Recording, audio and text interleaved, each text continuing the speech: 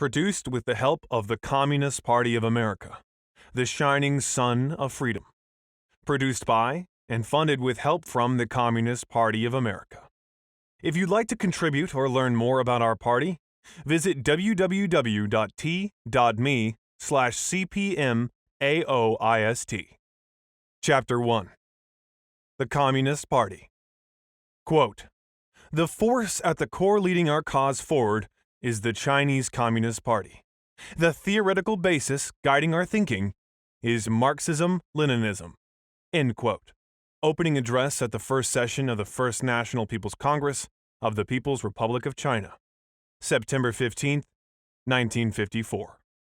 Quote, "If there is to be revolution, there must be a revolutionary party.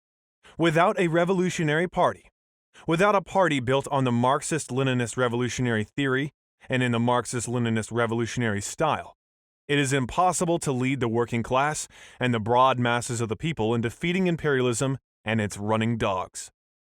End quote. Revolutionary forces of the world unite, fight against imperialist aggression. November 1948.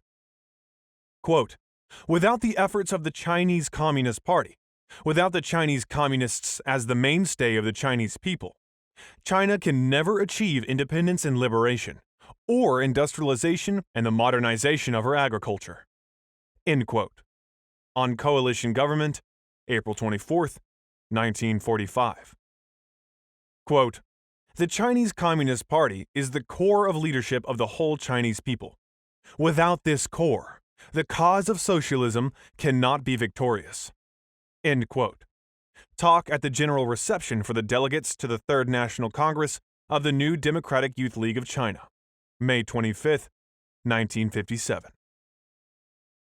Quote, "A well-disciplined party, armed with the theory of Marxism-Leninism, using the method of self-criticism and linked with the masses of the people, an army under the leadership of such a party, a united front of all revolutionary classes and all revolutionary groups, under the leadership of such a party.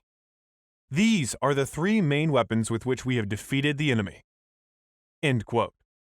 On the People's Democratic Dictatorship, June 30, 1949. Quote, "We must have faith in the masses, and we must have faith in the party. These are two cardinal principles. If we doubt these principles, we shall accomplish nothing." End quote. On the question of agricultural cooperation, July 31, 1955.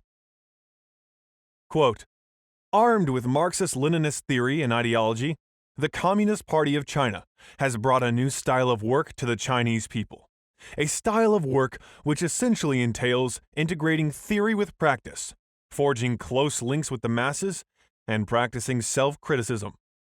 End quote. On Coalition Government, April 24, 1945.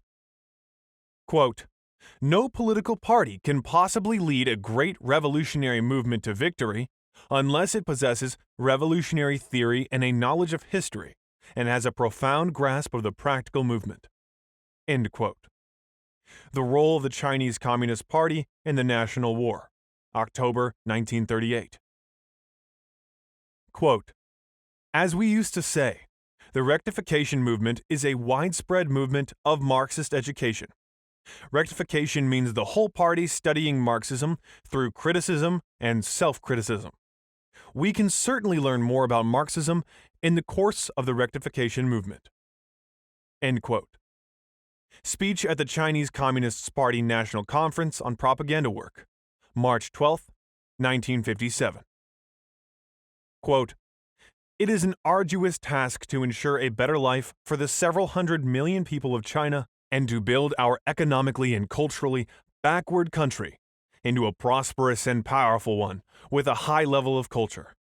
And it is precisely in order to be able to shoulder this task more competently and work better together with all non-party people who are actuated by high ideals and determined to institute reforms that we must conduct rectification movements both now and in the future, and constantly rid ourselves of whatever is wrong. Policy is the starting point of all the practical actions of a revolutionary party and manifests itself in the process and the end result of that party's actions. A revolutionary party is carrying out a policy whenever it takes any action. If it is not carrying out a correct policy, it is carrying out a wrong policy. If it is not carrying out a given policy consciously, it is doing so blindly. What we call experience is the process and the end result of carrying out a policy. Only through the practice of the people, that is, through experience, can we verify whether a policy is correct or wrong and determine to what extent it is correct or wrong. But people's practice, especially the practice of a revolutionary party and the revolutionary masses, cannot but be bound up with one policy or another. Therefore, before any action is taken, we must explain the policy, which we have formulated in the light of the given circumstances, to party members and to the masses. Otherwise, party members and the masses will depart from the guidance of our policy, act blindly, and carry out a wrong policy. End quote. On the Policy Concerning Industry and Commerce, February 27, 1948.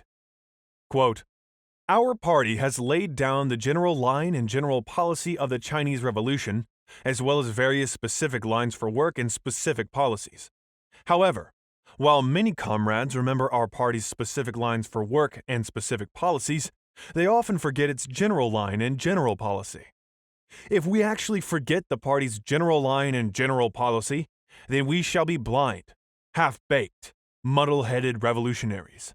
And when we carry out a specific line for work and a specific policy, we shall lose our bearings and vacillate now to the left and now to the right, and the work will suffer." End quote. Speech at the Conference of Cadres in the Shanxi Soyun Liberated Area, April 1, 1948. Quote, "Policy and tactics are the life of the party. Leading comrades at all levels must give them full attention and must never, on any account, be negligent." End quote. A circular on the situation, March 20th, 1948.